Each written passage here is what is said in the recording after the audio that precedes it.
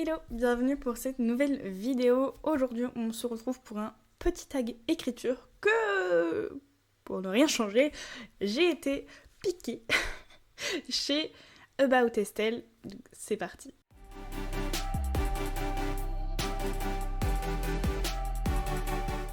Du coup, ce tag d'écriture est sur le livre ou le perso qui est ensuite au complète.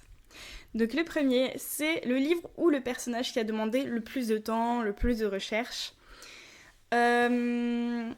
Jusqu'à présent, je dirais que le livre qui m'a demandé le plus, pas forcément de recherche, mais de temps de réflexion, ce serait ma première romantasy, qui n'a toujours pas de nom, puisque vraiment j'ai pris énormément le temps de construire mon univers, notamment sur le système de magie et l'alternance du jour-nuit qu'il y a dans mon roman.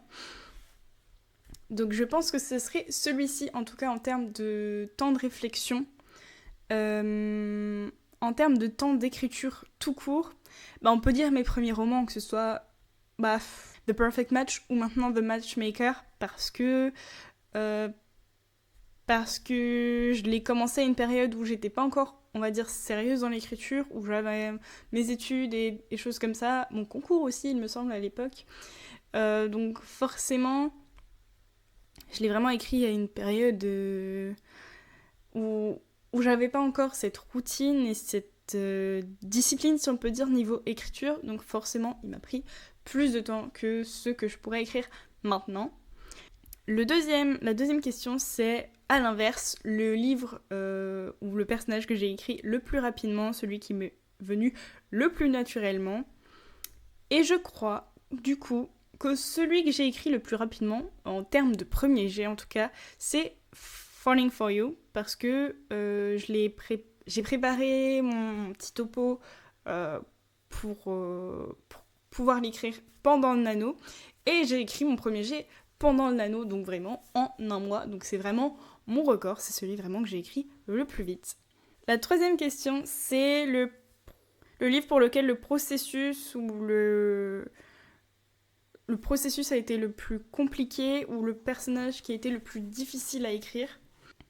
Peut-être que le personnage pour lequel j'ai eu le plus de difficultés, c'était Nora de A Very Special Christmas, puisqu'il y a avec elle la thématique du deuil qui est exploitée, si on peut dire. Et donc forcément, c'est pas une thématique sur laquelle je suis très à l'aise, ni concernée, disons. Donc c'était l'un des plus difficiles à écrire et j'aurais sans doute du travail à refaire dessus, puisque j'ai eu des retours sur A Very Special Christmas plus détaillés. Et donc voilà, je pense que c'est l'un des personnages qui pour moi a été le plus difficile à écrire, parce que vraiment c'est des thématiques un peu compliquées. Ivy aussi dans le même genre a des thématiques un peu complexes dans Falling for You. Donc voilà, c'est ce type de personnage où quand c'est des thématiques que moi je ne connais pas bien, un peu comme tout auteur, c'est plus compliqué d'écrire ce type de personnage, forcément. Le livre ou le personnage qui t'a fait le plus douter, te remettre en question,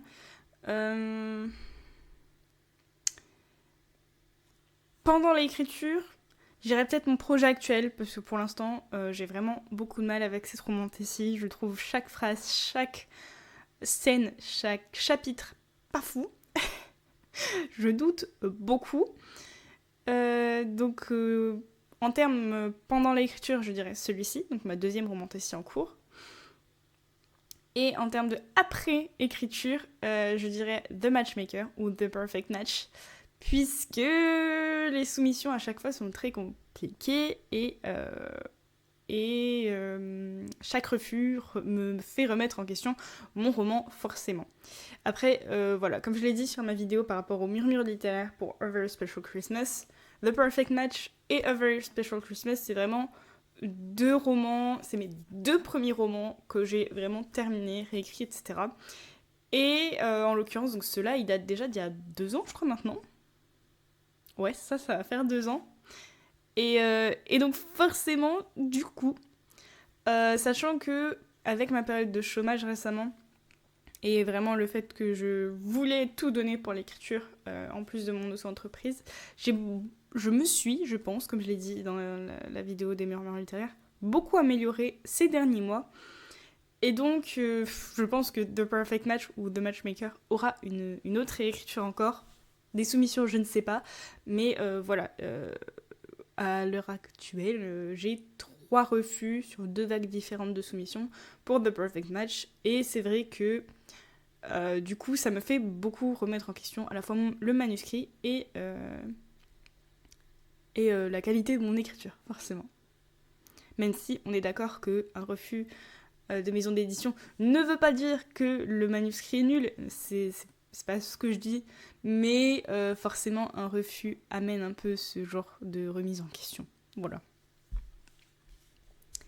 Quel est le livre qui m'a le plus touchée, le plus ému, ou le personnage qui m'a le plus touchée, le plus ému? Le personnage, je pense peut-être, qui m'a le plus touchée, si on enlève Théa, avec laquelle je m'identifie particulièrement, ce serait Levon de Falling for You, parce que vraiment, Levon, il m'a brisé le cœur. Levon, vraiment, c'est un personnage que j'ai vraiment créé assez torturé, assez renfermé, assez asocial. Et du coup, vraiment, celui-là, il m'a particulièrement touchée. Je ne m'attendais pas à être autant touchée par son personnage, et vraiment, ça a été le cas.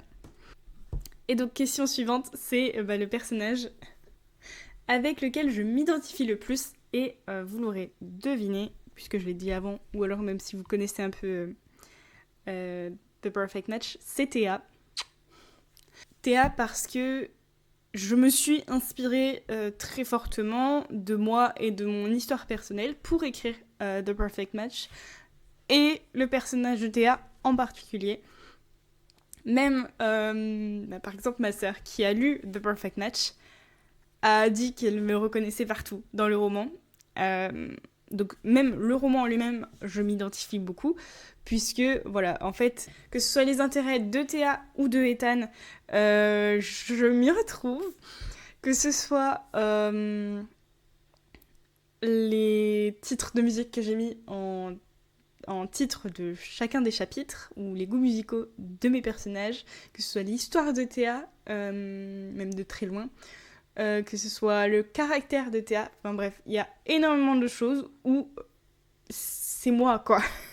Et c'est pour ça que The Perfect Match est un roman qui me tient très particulièrement à cœur, parce qu'il est vraiment, littéralement, un bout de moi. Donc voilà. Ensuite, le livre ou le personnage qui m'a mis le plus en panne d'écriture, ou pour lequel j'ai eu le plus de mal à me détacher. Je l'ai pas encore fini, mais je pense que c'est ce qui fait que j'ai beaucoup de mal avec mon projet actuel, pour le concours EH, donc ma deuxième romantasy. Mais je pense que ça va être, du coup, ma première romantasy. Parce que, vraiment, c'est un livre... Je pense que c'est un peu le premier livre où je me dis waouh, il y a énormément de potentiel, j'adore ce que je fais, j'adore ce que j'écris, j'adore mes personnages, j'adore l'environnement dans lequel ils évoluent, j'adore tout. Alors, ça veut pas dire que je doute pas de ce roman-là ni quoi que ce soit, évidemment que je doute, on doute toujours, non? Mais c'est vraiment celui où je me suis dit waouh, waouh. Bon, après, peut-être que certains retours d'alpha aident dans cette dimension-là, mais je pense vraiment que c'est le premier roman où je me dis je suis en train de faire quelque chose de pas mal, là. Et j'ai bien peur que ce soit pour ça que j'ai du mal avec ma deuxième romantasy, celle que je prépare pour le concours EH, parce que je pense que je la compare beaucoup à ce que j'ai fait sur la première, et du coup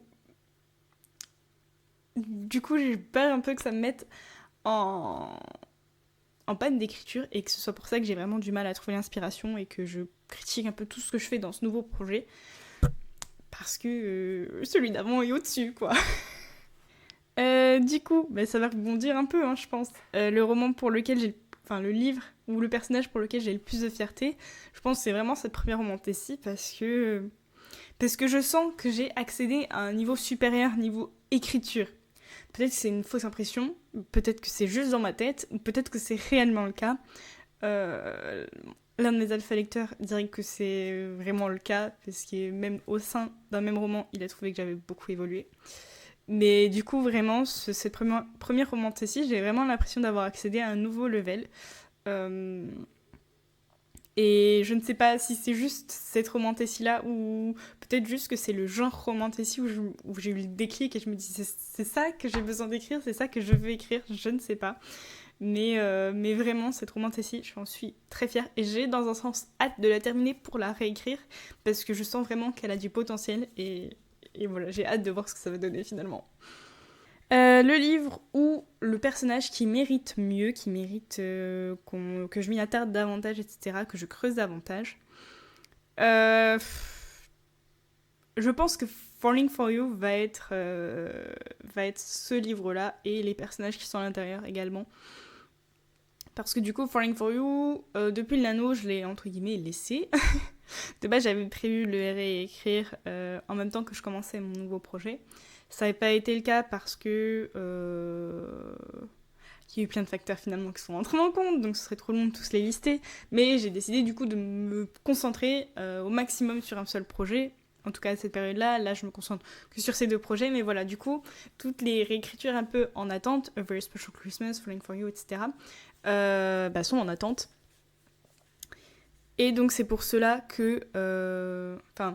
et Falling for You, je sens vraiment que je vais devoir vraiment approfondir, que ce soit mes personnages, l'intrigue, etc. Je vais devoir vraiment avoir un gros travail sur l'approfondissement. Donc je dirais que c'est ce livre et ces personnages qui méritent mieux, qui méritent d'être creusés. Et enfin, du coup, la dernière question, c'est quel est le livre ou le personnage qui a été le plus un tournant pour toi ? On va revenir au même point, c'est cette première romantasy. Vraiment, je sens que je suis à un tournant, à un nouveau level d'écriture. Et comment dire, j'allais dire, ça me redonne espoir, redonne foi en ma plume. Parce que je sens le potentiel. Mais c'est pas comme si j'avais vraiment perdu foi ou espoir, juste que je voyais pas vraiment à ce point-là du potentiel, je pense, dans mes romans. Même si j'aimais ce que j'écris, etc., j'avais encore jamais pris à ce point-là la conscience d'avoir un potentiel comme ça. Du moins, c'est la première fois que je me dis vraiment qu'un roman a autant de potentiel, où je me dis vraiment que je peux en faire quelque chose de très très bien. Donc vraiment, c'est ce roman qui a été un tournant. Surtout que sur plein d'aspects, j'ai trouvé que je m'étais améliorée, notamment tout ce qui est description. Les émotions, même si de base, je pense avoir, on va dire, un certain atout pour, notamment pour qu'on s'attache à mes personnages, mais j'ai vraiment développé mon show don't tell, vraiment. Et également tout ce qui est description des environnements, je pense m'être améliorée. Il y a encore du travail, mais je pense vraiment m'être améliorée. Je trouve que dans ce roman, on visualise beaucoup plus l'univers et l'environnement dans lequel évoluent mes personnages, parce que j'ai mis plus de soin dans les descriptions, parce que je visualisais plus l'environnement, etc. Au niveau de l'intrigue également, je pense m'être un peu améliorée, parce que les intrigues de fantasy, c'est pas là où je suis le plus à l'aise de base. Donc vraiment, c'est ce roman-là, quoi. Vraiment, il a quelque chose de particulier. Je ne saurais pas expliquer mieux, mais vraiment, ce roman-là, c'est à la fois, du coup, une fierté, même si j'ai pas terminé par écrit. Et je sais que c'est un tournant. Une grosse marche que j'ai grimpée. Et voilà, j'ai juste hâte de voir comment ça va encore évoluer. Et si c'est juste, on va dire, ce roman-là qui avait quelque chose de particulier, ou si vraiment j'ai vraiment glow up en écriture. Voilà du coup pour ce petit tag d'écriture. J'ai beaucoup aimé le faire.